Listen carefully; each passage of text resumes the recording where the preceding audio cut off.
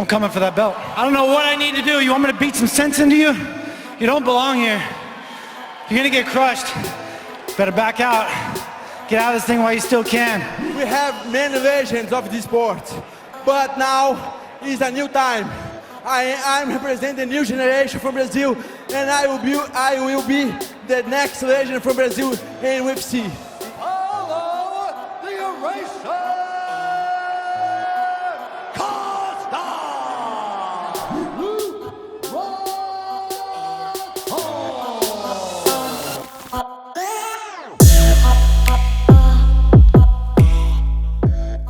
Paulo Costa versus Luke Rockhold, the Ultimate Fight Breakdown.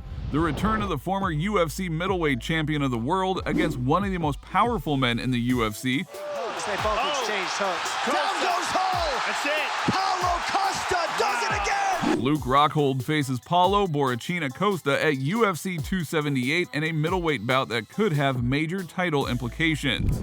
Rockhold has been out of action for some time and is looking to bounce back with a win against Costa, who has also been struggling with his form as of late.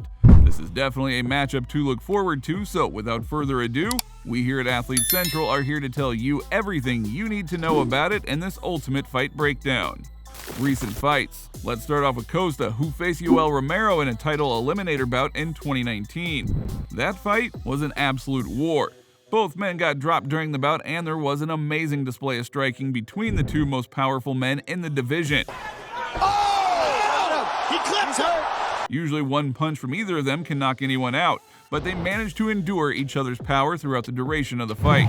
Costa won the first 2 rounds on all 3 judges' scorecards, while Romero took the third, giving Costa a unanimous decision win. Paulo the Eraser Costa! Next came his title shot against Israel Adesanya, a bout that went so badly for the Brazilian that he made the excuse of drinking too much wine the previous day. Adesanya was exceptional in this bout, limiting Costa to only 12 strikes in the 9-minute affair. Adesanya was touching him up with leg kicks and combinations before eventually landing the killer blow towards the end of the second round, knocking Borrachina out and then doing something that isn't exactly to be proud of. That is it! Wow! Still undisputed! Quick night at the office for the champion! Costa's last fight was against the Italian Dream Marvin Vettori. Costa lost the first round, getting outstruck by the Italian. Costa bounced back in the second, but got a point deducted because of an eye poke. Marvin proceeded to outstrike Costa and control him in the third and fourth rounds, but the Brazilian definitely got the fifth round. Yet it wasn't enough. Costa lost a unanimous decision.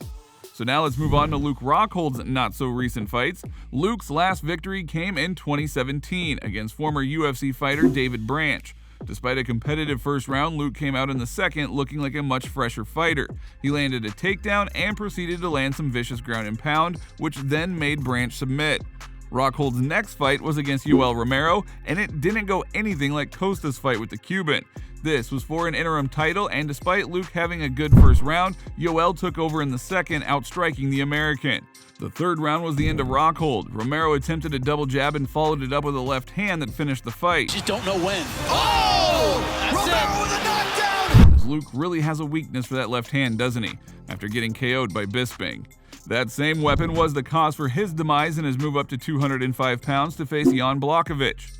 This was his most recent fight, and that fight took place in 2019.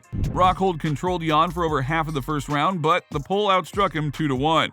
The second round was very different. Only a minute and a half into the round, Blachowicz managed to land a beautiful left hook, followed by some ground and pound to seal the deal. Much time being spent. Huge left from Box! Wow! Attributes. So let's get on to their attributes. In terms of anthropometry, Rockhold is definitely the bigger man, even though Costa evidently has more muscle. Rockhold is 6 feet 3 inches, which is 2 inches taller than Costa, who is 6 feet 1 inch. The American has a way bigger advantage in the reach department, as his reach is 77 inches compared to Costa's 72 inches. It is interesting to see whether Luke will be able to use this to his advantage. Rockhold is in the twilight of his career at 37 years of age, while Costa is entering his prime at 31. Striking. Now let's look at the statistics. We expect Costa to have the superior striking and Rockhold to beat him out in the grappling department, so let's see if these stats tell the same story. Costa lands 6.85 significant strikes per minute, which is a lot higher than Rockhold's 4.18. Rockhold does spend a considerable amount of time on the ground in his fights, but Costa definitely has the volume advantage regardless. The Eraser also has a much better striking accuracy as he lands at a 59% clip, which is 11% higher than Rockhold's 48%. Luke is known for flashy strikes like the question mark kick, but Costa seems to do well in landing his big hooks and power shots at a higher accuracy, which is not that common for power punchers, who just wait for an opportunity to strike and strike hard. This means that Costa's combination of volume and accuracy is quite rare. When it comes to strikes absorbed though, Paulo is absolutely horrible. His defense might as well be non-existent. The Brazilian absorbs a whopping 7.02 significant strikes per minute, which is mostly because of his last 3 fight wars against Yoel Romero and Marvin Vettori, as well as being outstruck by Adesanya. Rockhold absorbs much less, only 2.43 significant strikes per minute, which is quite good, especially compared to Costa. Now, in terms of defense percentage, Rockhold is also ahead of the Brazilian. He defends 56% of strikes, but Costa only defends 48%. In terms of power, Costa definitely takes the cake. 11 of his 13 victories have come via KO/TKO, with 4 of them being in the UFC. Rockhold only has 6 knockouts in total over his 16 victories, 3 of them coming in the UFC. Grappling. Let's get on to grappling, where we expect Rockhold to have the upper hand. The first stat of takedowns definitely reflects that, as Rockhold averages 0.67 takedowns per 15 minutes, while Paulo only lands 0.21. In fact, he has only landed 1 takedown in the UFC in his last fight against Vettori. Costa has only attempted 1 other takedown, so his accuracy is 50%, while Luke's is 30%.